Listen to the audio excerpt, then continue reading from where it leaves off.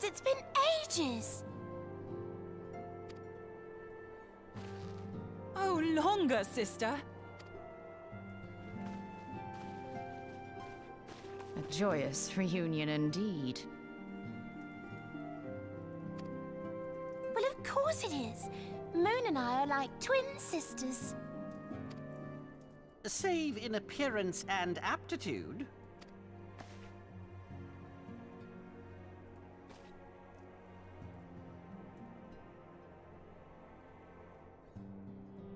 Everyone, if I could... We have with us an esteemed guest who has come from Sharlayan to assist us. I bid Moonbreeder join us here that she might share with us her extensive knowledge of Aetherites. Also, as many of you are already aware, she has been overseeing our research into White Auracite. Assam?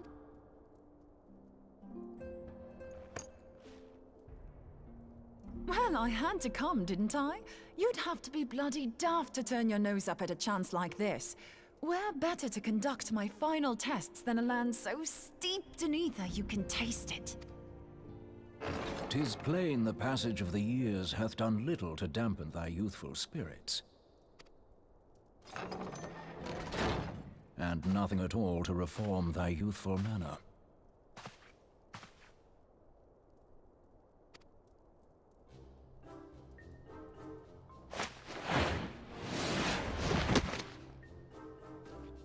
Oriange, where in the hells have you been hiding? Unhand me.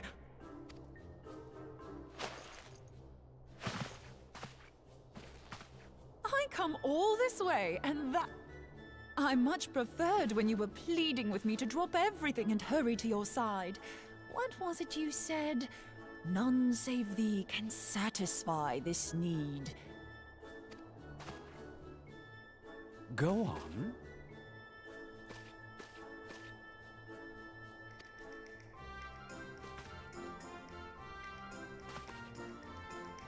Thine artless attempts to misrepresent mine all too innocent motives do thee little credit. Mine intent, as well thou knowest, was but to impress upon thee the gravity of the circumstance. Lest thou doubt, a deiform entity shall shortly be summoned, save if thou, and no other, grantest my compeers thine aid. You still haven't found it, then? Your missing Aetherite?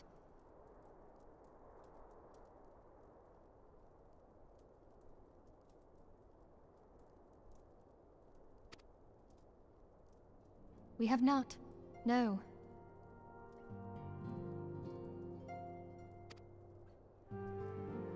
We know that Iceheart teleported to an Aetherite not far from the first. Yet even after careful analysis, we could not locate a second beacon. We now suspect that the heretics destroyed the second Aetherite to impede our pursuit. Our allies continue to scour Snowcloak for Iceheart's sanctuary, but we have no guarantee that they will find it. Yet it must be found, for even now Iceheart prepares to call upon Saint Shiva. I'm sorry, but if the Aetherite's been destroyed, then that's that. Although, you're absolutely sure she used the first Aetherite, are you? She didn't just use teleportation magics? One of our own bore witness to her escape. I can say with absolute certainty that Iceheart used the Aetherite.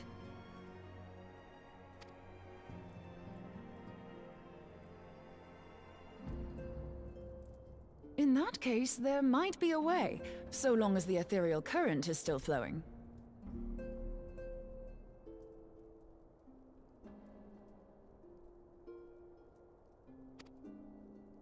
Truly? How? We use the current to recreate the beacon. As you know, Aetherites are a bit like lighthouses. We use them to reconstitute our physical forms when crossing the ethereal sea. Without them, we'd lose all sense of direction and our essence would dissipate. However, we don't rely solely on these beacons. There are currents of ether which flow between them, currents which help guide us to our destination. Now, these currents will gradually dwindle away to nothing if an aetherite is destroyed. But if even a sluggish flow remains, we could theoretically use it to direct a surge of concentrated ether towards the void left by the beacon, and thereby... Like opening the floodgates to fill a dry riverbed. Though... In concert, we might manage to channel a sufficient volume, yet that is not my chief concern. To direct the flow of so great a volume of ether with the requisite precision would be a nigh impossible task in itself. I barely succeeded in facilitating travel to an unattuned beacon. That which you describe sounds considerably more difficult.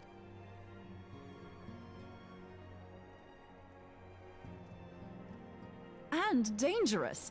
Every person who has attempted to teleport in this fashion has died in the process. They, however, did not have...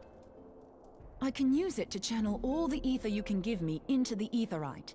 However, white auracite cannot retain ether for an extended period of time, so we would need to infuse it immediately beforehand.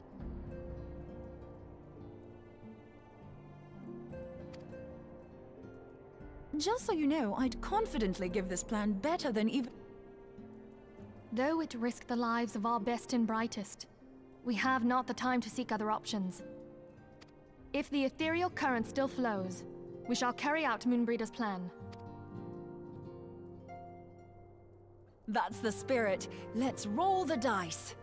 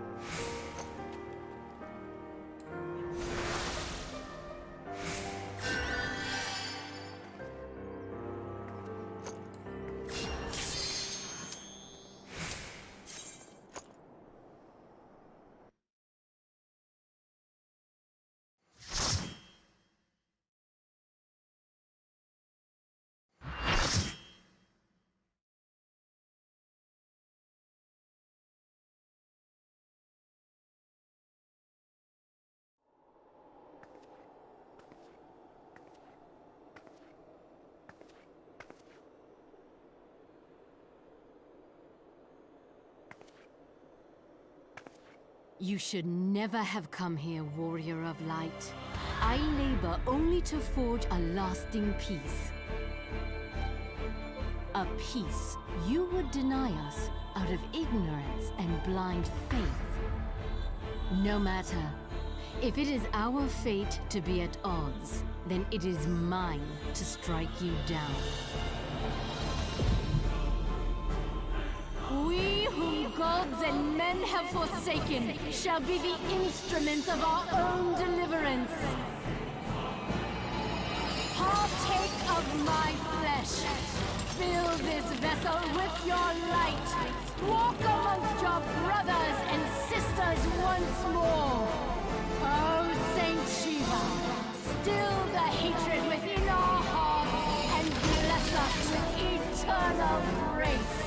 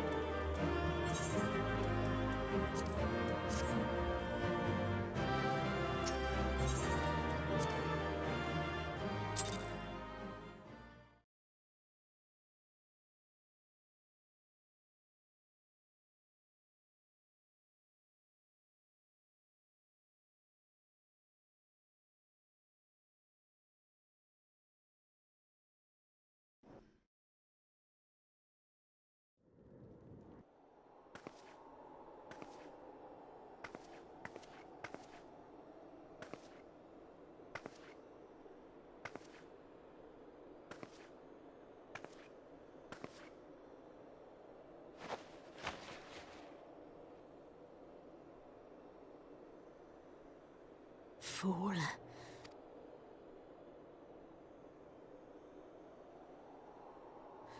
You, of all people, should understand the suffering war begets. That no sacrifice is too great if it brings an end to the violence. Mine. You fight in a war you do not understand. And they are no less ignorant than you, following the creed of their fathers without question, never thinking to ask why. Trapped in a delusion of their own creation, and blind to the truth.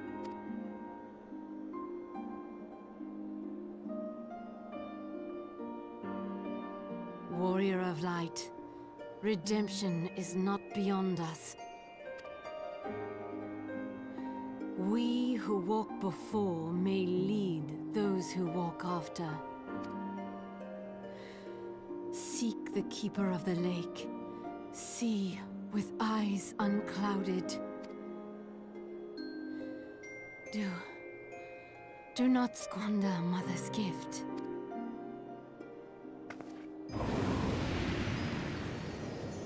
Hear, feel, think.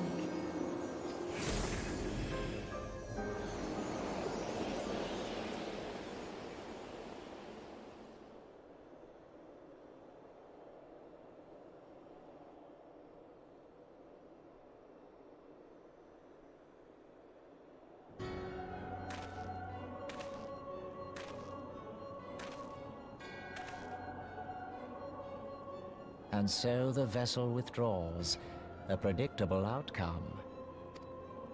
Nevertheless, La Habrea will be pleased. How unfortunate.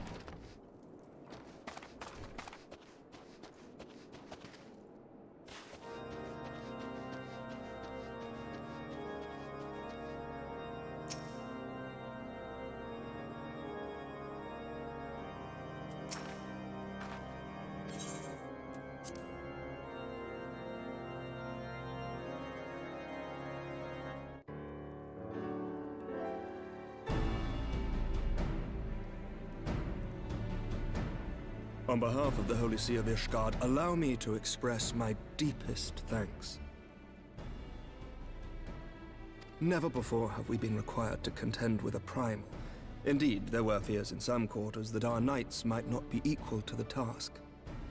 From what we have now learned of these beings, I can say with certainty that we would have lost a great many men had the Scions not intervened.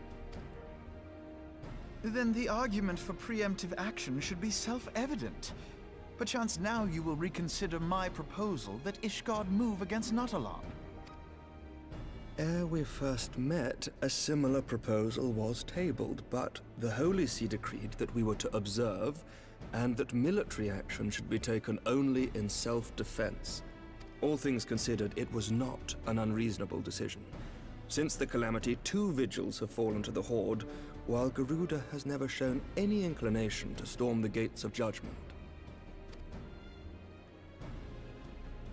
Which is why this unprecedented crisis and its resolution may prompt a change in policy. You who have faced these primals know well the threat they pose. Ishgard did not. Not until now. And there is naught like a brush with death to change a man's outlook. At the very least, this should silence any lingering objections to our arrangement with Revenant's Toll. The Holy See may even feel moved to grant us its formal endorsement. So far as it is possible, the Scions shall be compensated for their service.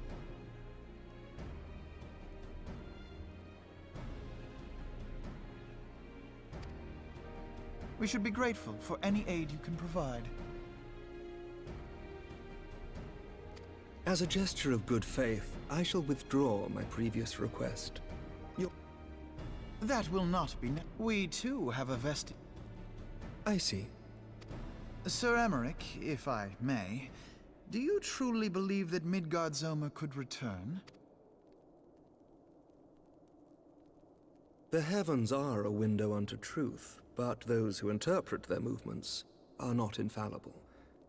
I requested your involvement as a precautionary measure. But of course, you sought an excuse to compensate us from the first, mindful of what would happen if Revenant's Toll were taken by your enemies. Ishgard is not wont to aid its neighbors, but that does not preclude it from manipulating them to serve its own interests. Choose your next words carefully.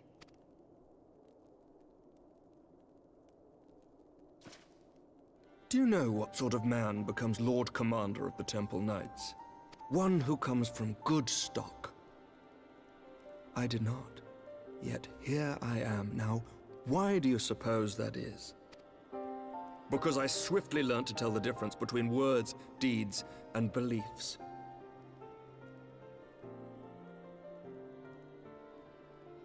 You are correct, Master Leveilleur.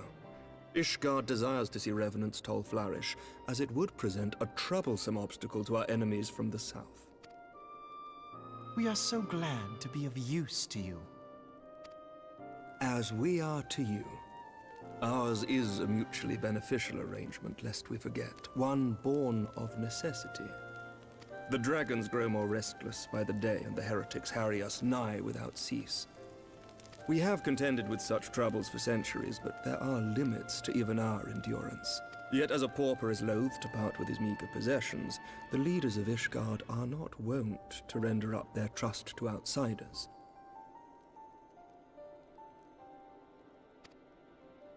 But with perseverance on our part, nevertheless, one must take care when walking the road less traveled. Wise words, Sir Emmerich. I shall make a point to remember them. I must apologize for my earlier outburst. I hope it will not sour our good relations. Not at all. You but spoke from the heart. I trust you understand that at times my duties may prevent me from meeting with you. On such occasions, my second-in-command will speak for me. Lucia, at your service. Pray excuse our reticence. We are but wary of speaking too freely, lest our sentiments be made known to our enemies. Know that the Lord Commander and I are of one mind. For the sake of Ishgard, and of Eorzea at large, I pray our peoples can put aside their differences.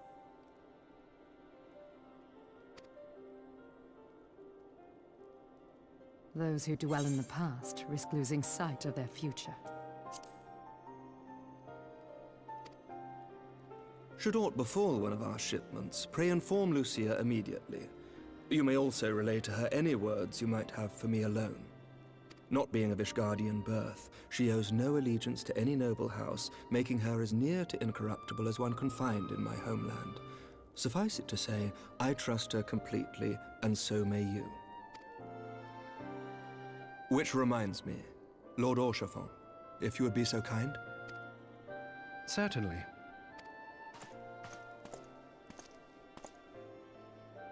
In times such as these, trust is ever in short supply. Mayhap this will go some way to rectify the problem. The results of our investigation into the heretics' recent attacks, as well as our interrogation of the merchant you detained. Sir Emmerich, I cannot thank you enough.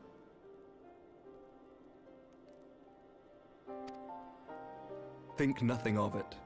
Ishgard may be many things, but it is no friend to Garlemald. Did I not tell you to have faith, my friend?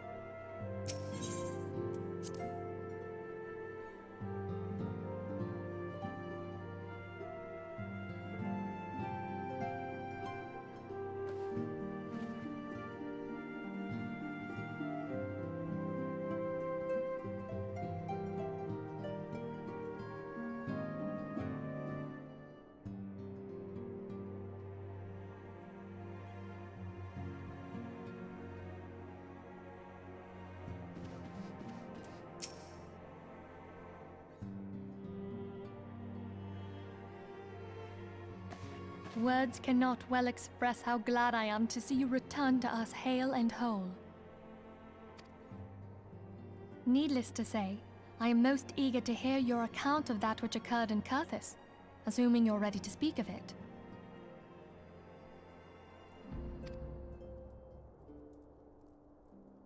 Excellent. I shall...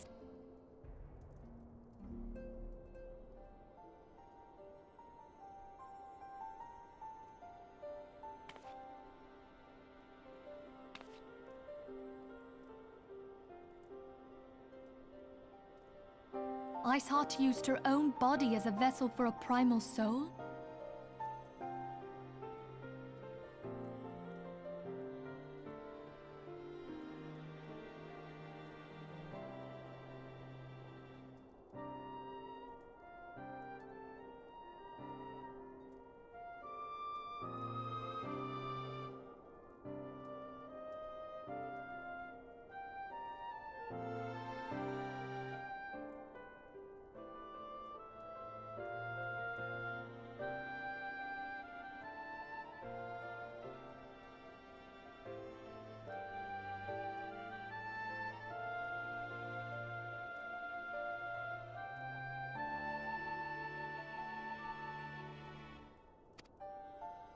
Master Louisoir's writings make no mention of such a possibility.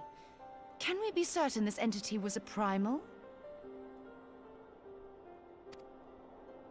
As certain as we can be that good King Mogglemog the 12th was a primal, I should think. Both were ostensibly summoned. Let's not quibble over definitions. Of more concern is the implication that Iceheart retained her will, even after she was possessed. It can't possibly be that easy, can it? There must be some sort of sacrifice required. What qualities this woman possesseth, I know not.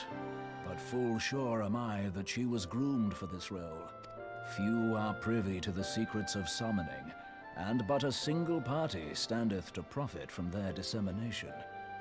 Well, I wouldn't presume to comment on how the lass came to know about summoning, but I will say that what she summoned was a primal. The readings were the same, or near as damn it.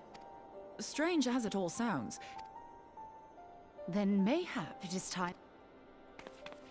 Pack your things, Ida. We're going back to Gridania. Yes, sir.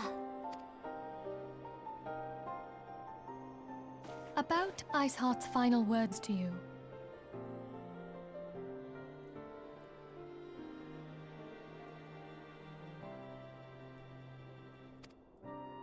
Here, Hydaelyn speaks to her as well.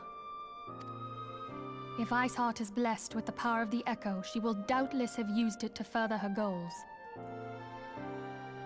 Or could it be that it was a revelation granted her by the Echo which first set her on this path? She did say that the Ishgardians were blind to the truth. Do you think she has knowledge of the origins of the Ishgardian-Dravanian War? It would do much to explain her unwavering conviction. Did not the Lady Iceheart implore thee to seek the Keeper of the Lake? And did she not imply that in so doing thou wouldst come to see with eyes unclouded? Midgard-Zoma was a king amongst kings who reigned for centuries on end. But he is dead and his wisdom lost to the ages. It would seem we have yet another reason to stand watch over the Keeper of the Lake. For a mercy, we are well positioned to do so. Iceheart, Shiva, Ascians, and Midgard-Zoma. I shudder to think how they're all connected.